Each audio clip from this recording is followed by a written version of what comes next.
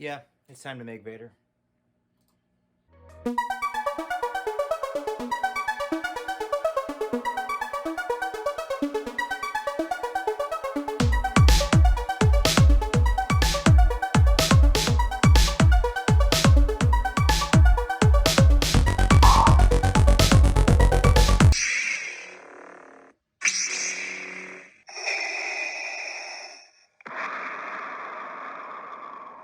Hey everyone, thanks for tuning in. Darkwing Dad here, bringing you another fun and exciting 3D printing adventure. If you haven't guessed, we are doing the one, the only Darth Vader. Basically, this video is just going to be showing you how I position everything, just the type of supports and how I position them to print them as efficiently as possible without compromising the integrity of the print, but also saving, not wasting time and wasting filaments. Just proper positioning, how I did it, how I sliced it up. It didn't compromise the integrity of the print. And biggest thing is, like I said, we didn't waste any filament, we didn't waste any time, unneeded supports, things like that.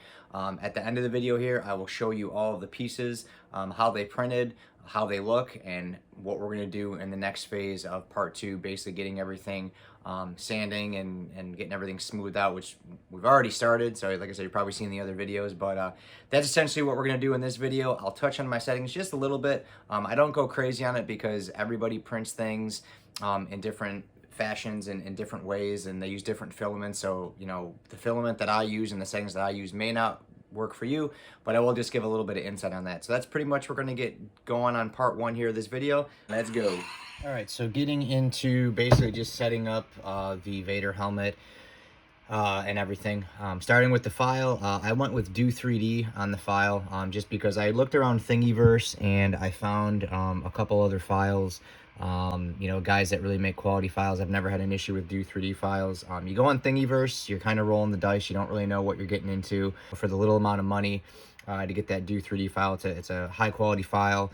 I had a couple other features that some other files that I looked at didn't have either, so I kind of like that.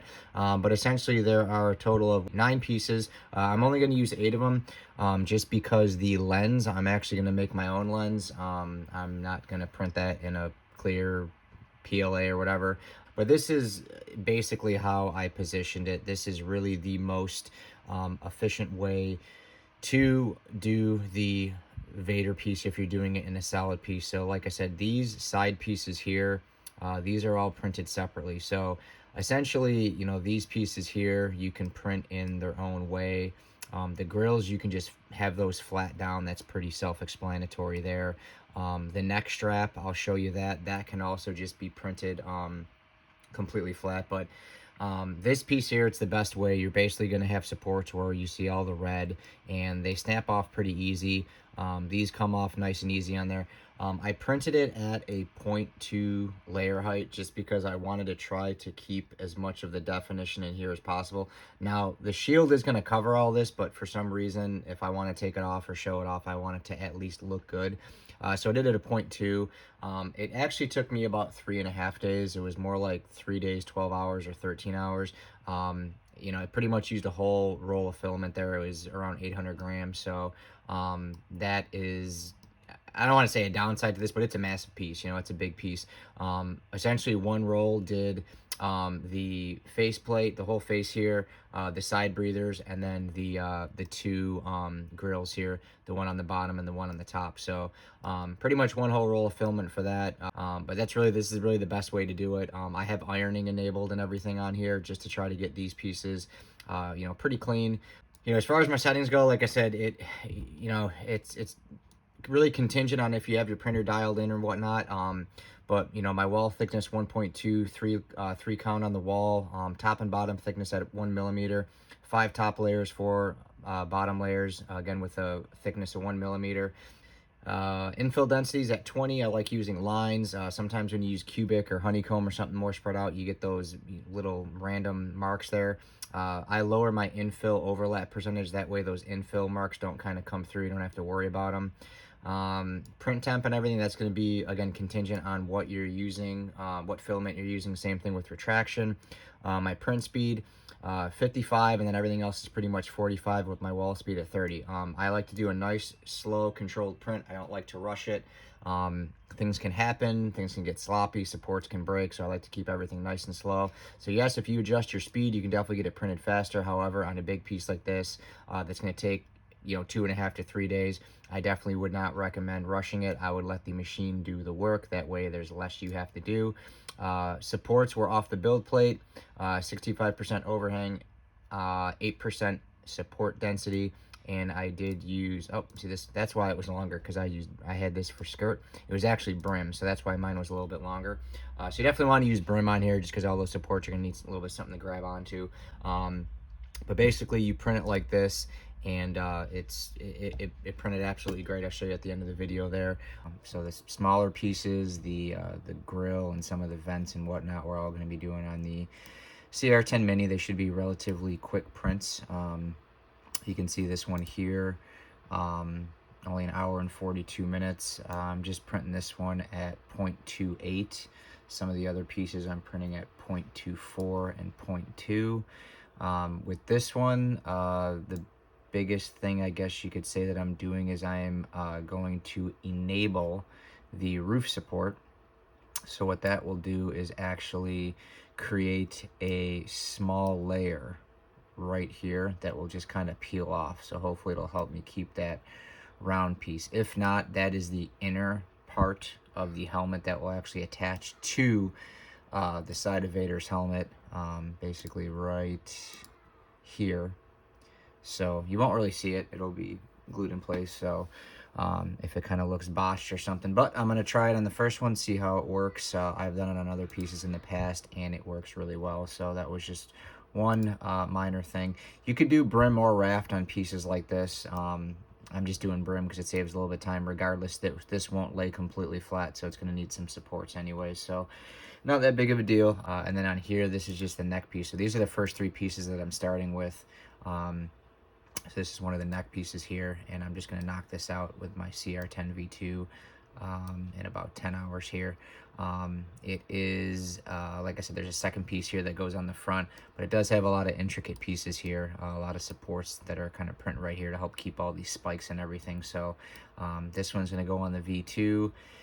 The other, the main piece on the V3, and then all those little pieces on the CR10 Mini. So I'm going to get these sliced, saved, and loaded, and show you how they print, and then we're going to get the next round going, and I'll show you how I set all those up. All right, so looking at this Vader dome here, obviously printing it at 100% scale, there is no way in the world, even if you flip it upside down, that you are going to be able to fit this thing on a 300 by 300 build plate. The 400 is no problem, but it's just way too, it's not going to happen. So what we had to do is we had to slice it up. Okay, so I used Windows 3D Builder. It's a free and really easy way to just dissect your parts.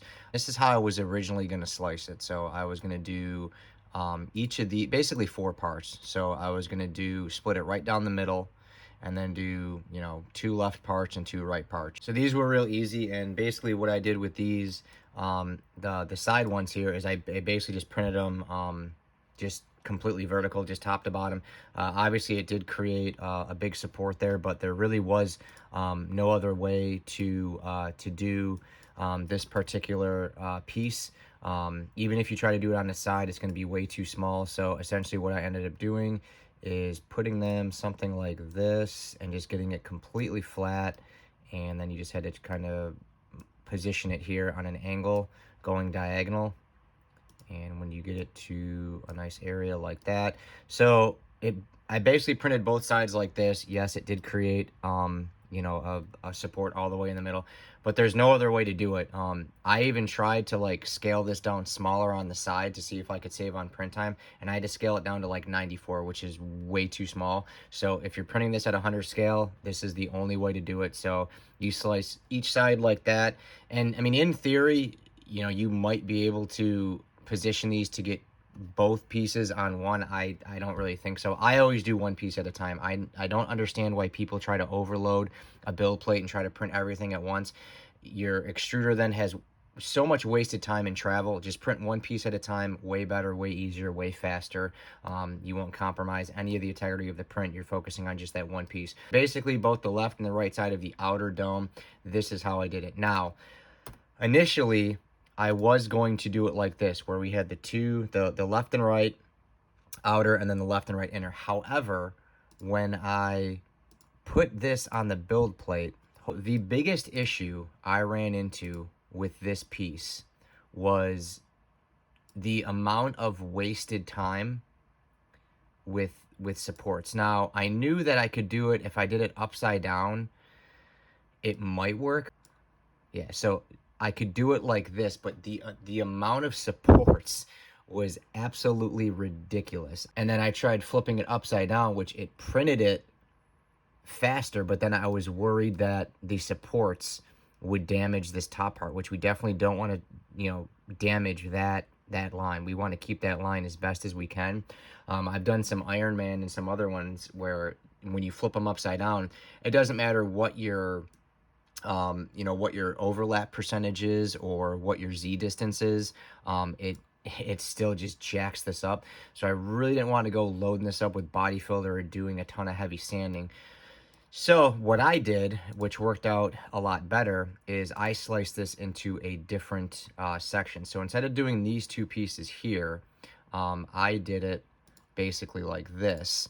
And I did the back bottom fin. So this piece here is its own piece. And then this piece here, move this over, the top dome was its own piece. So the way I printed those is pretty self-explanatory. This piece was super easy to print. When I printed this, it was, I believe, just like that. Yeah, I just printed it like that. It didn't need any supports, nothing. I did not use brim because I did not want the brim to possibly mess up where the seam would be. So I just printed it nice and slow. Worked out great. Basically similar to this. Just kind of had it on there. Angled it and printed it just like that, and it worked out really well. So I didn't waste a ton of time on the supports. It worked out really well. Like I said, I could have printed it that other way with these pieces here, but it literally created almost 2 days extra of print just with the supports. And when you're putting a piece like that, when you're doing pieces like this, it is such a risk to try to print this like this, because if any of these supports fail, you're going to start getting the spaghetti strings, or they could carry over into the print. It could clog the print. It could mess the print up. That is such to me, there is no reward in trying to print it like this. And that's why I sliced it here, printed this piece separate, and did this as flush as possible. I saved a ton of filament. All right, so you can see here, we'll show a comparison. So this was this is the dome piece that I did. And I'll show you the layer view. And obviously this is going to have supports, in the middle. There's just what's going to happen. So it'll have the supports in the middle here. But a total of 1 day, 15 hours. And I think I actually printed this one at 0.28. Most of the shield I did at 0.28. So this was actually less. I want to say this was like 1 day, 8 hours. It was still right around the same amount of grams. And this is the one where I had the 46%. So still about 17 hours of support on that. But on the other one, it is substantially higher. So let me show you this as it's processing the layers. So just this one piece, and we'd have to double this, was 624 grams. And we were looking at 60, I believe it said 63% there. 62% of supports. 62% of the print was supports, okay? Wasting over 30 hours. Now you have to double, or 23 hours. You have to double that. So if you do that twice, you're wasting almost 2 days of supports that you're not going to use. So that is why I did it the way I did it, because I looked at this and I said, that is absolutely insane. Over 60% just in supports, over 20 hours, and you have to double that. Printing this here, it needed no support, so that's why I looked at that. I sliced that. I looked at it and I said, okay, cool. I believe this printed in about 9 hours. And then this other piece here, like I said, it was less hours. It was the same amount of grams because this was, I sliced this here at 0.24. I did the whole dome shield at 0.28. But just substantially less. So this was 40. It was still a decent amount of support, but it's both pieces. So 46%, whereas the other one was 62 each side, and it's just a huge waste of time to do it like that. All right, so if you're interested in how to slice the files on 3D Builder, if you have never done them, I will show you real quick. It is a fairly easy way to do it. Now, you are kind of limited when you do slicing on here, because it pretty much does it in a straight plane. It's not going to do it curves or angles or anything, so you're just slicing at a straight plane. So I basically took the dome like this, and what you want to do is you want to go to edit and you want to go to split. Okay, what it's going to do is pull up this green plane here that's going to, you know, split where you want it to, and you can move it and you can angle it and yada yada. But you have all your settings here where you can adjust the pitch, you can adjust the roll, you can do all that. So when you get it to a position that you want, and then just kind of move it, you can move it with your mouse, or you can move it with just like your arrow keys. But the biggest thing you want to do is try to get it completely flat. So get that pitch at 90 degrees. And what you want to do is you want to select keep both, because you want to keep both pieces. But when you get it to the area where you want to have it sliced, so we have it lined up, the pitch is 90, so we know it's going to be completely flat. It's flat with the build plate. We're going to hit split, and what it will do is it will split that piece up. So now you're going to have two pieces versus one. You basically just repeat that however many times you need to split it. But you can see here that when you move the piece, boom, now it's its own separate piece. Now, because it's sliced open in the middle here, it has to repair itself, so you may get this error message saying it's invalidly defined, but if you just click it, and it will fix both parts. After it repairs the files, you can save them individually. Like I said, kind of reload them and slice them and change them any way you want. But that's just a real quick, easy way how to slice in Windows 3D Builder. Again, you're just going to select the object. You're going to go under the edit screen. You're going to go to split, and you're going to move the plane to wherever you want. That way you can split those pieces up and save them individually. And when they're saved individually as their own STL, you'll have pieces just like this. So this is the exact Vader dome as you just seen, but sliced to my liking, and it can fit on the build plate, and then we merge it all together. So those are just some quick tips on how I positioned it. So if you are positioning your Vader helmet, maybe those will be of help to you. I definitely recommend doing the slicing of the shield like this, because it will definitely save you a ton of time. So now we have everything sliced up. Let's get these things printed and check them out. All right, so just wanted to show you that support feature where it prints that thin piece of material to help you remove it easier off the support. So this is the left face bar, or whatever you want to call it, but you can see I used brim. I have some supports. I'm using my scraper here, and all I do is just kind of get underneath this.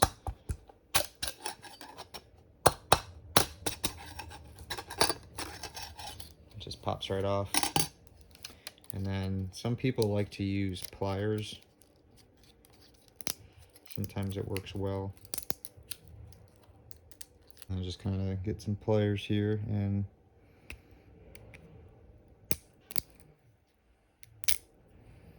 but you can see how it created just a light like a shell, like a covering.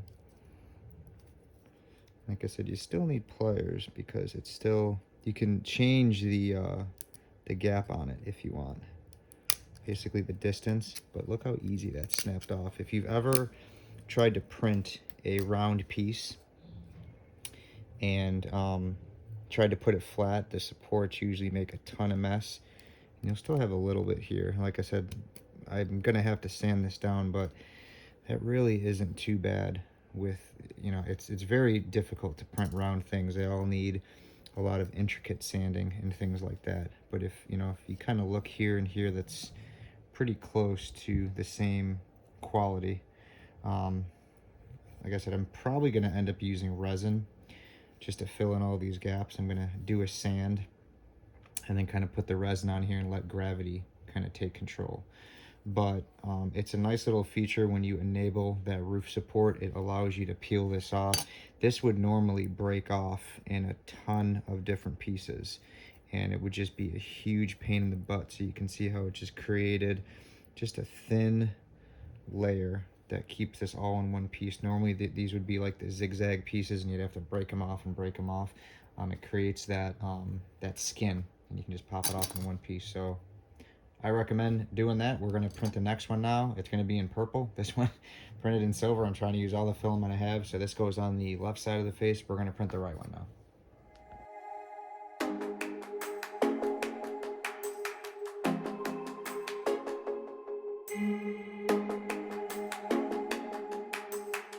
All right, so here is the Vader face shield helmet, whatever you want to call it.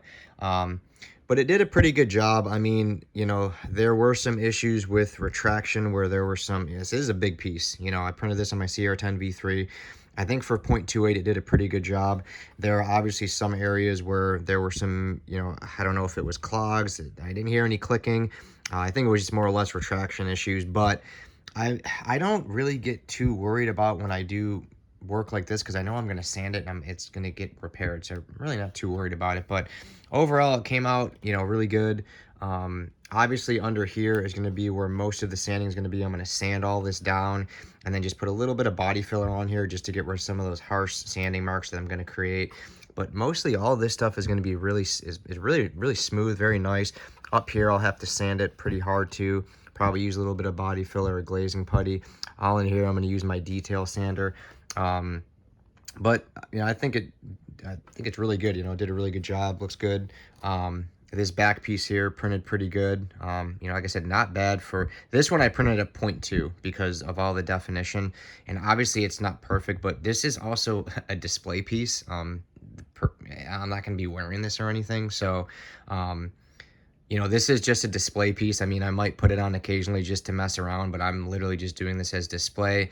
But if people critique my work and want to say, oh, hey, did you do the neck piece or anything? Yeah, it's there, So obviously these pieces here don't have to be super OCD on the inside because they're all going to be covered. I may go through and kind of take like a Dremel or a soldering iron. I don't know, I may even just cut these off and put a new piece on because I really don't like the way these turned out. I got a new printer coming in. I'm not going to say what it is, but I may print them in something that's not PLA just to get better definition. Just kind of slice them off here and then just reattach them. The grill turned out pretty good, nice and clean. Like I said, just a lot of sanding, a lot of detail on this piece. So I'm going to be using a combination of body filler, SLA resin, and just everything, just to kind of smooth this out. But I am going to just do a basic sand of all this first. I'm not just going to go ahead and dump resin on here or put it on sloppily. So that will all be in part 2 of this. Just intricate application of SLA resin to try to fill in all this stuff here. But overall, I still think a pretty good piece. It looks pretty cool. Like I said, for 0.24, I believe I printed this at. Was not bad. It might have been 0.2.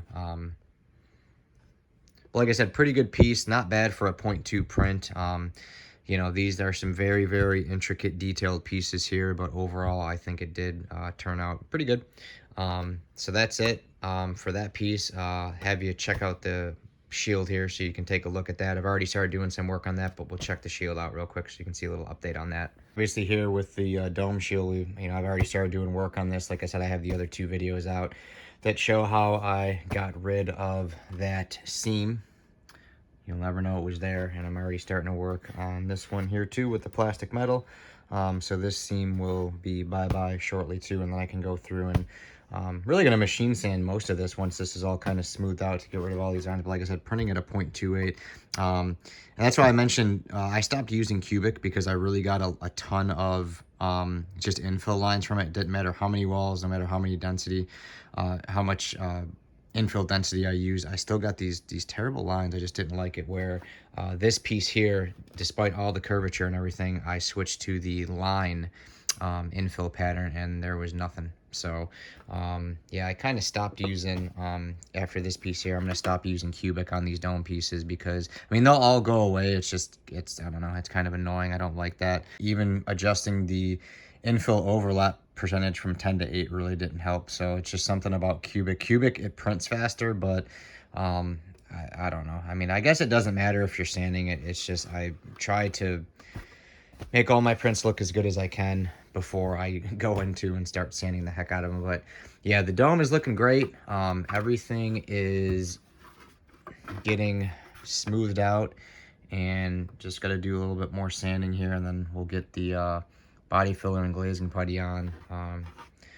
DA sand all this. This will all be by hand, but it's super smooth. These seams are completely flush, so this whole piece is going to be really awesome. So if you are doing that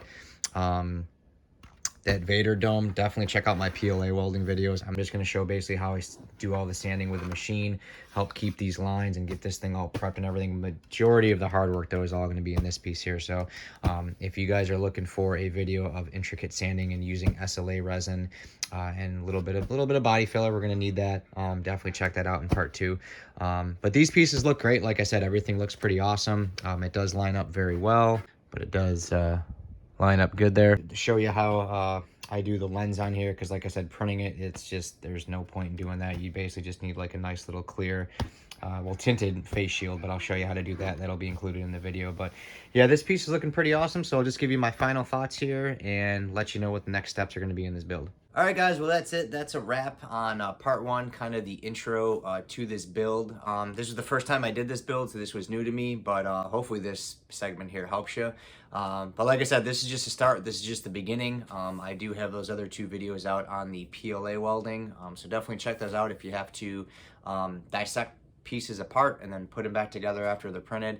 Those are 2 great videos, and I'll have a couple more tips and tricks in part 2 of this video. Lots of information that's going to be out in the next 2 videos, kind of using everything that you should use in a build like this, just to get it as smooth as possible. I haven't paid a ton of attention to other people's Vader builds, but it seems like a build that not a lot of people do. I'm not sure if it's just because it's big, but I always like a challenge.